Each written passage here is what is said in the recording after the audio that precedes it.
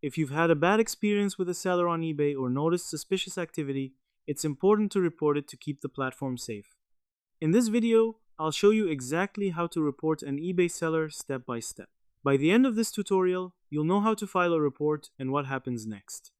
First, open the eBay website or app and sign into your account. Once you're logged in, go to the listing or order related to the seller you want to report.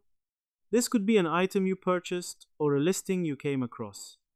On the listing page, scroll down to the bottom and look for the Report Item option. Click on it to begin the reporting process. If you're reporting from your purchase history, you can also go to My eBay, then Purchase History, select the order, and find options related to reporting or resolving issues. Next, you'll be asked to choose a reason for reporting. eBay provides categories like misleading listing, counterfeit item, prohibited items, or seller policy violations. Select the option that best matches your situation. After that, provide more details about the issue. Be as clear and accurate as possible so eBay can understand what happened.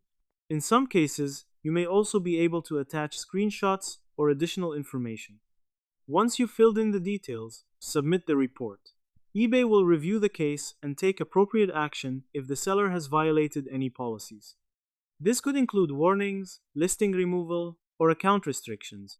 If your issue is related to an order, such as not receiving an item or receiving something different, you should also open a request through the Resolution Center.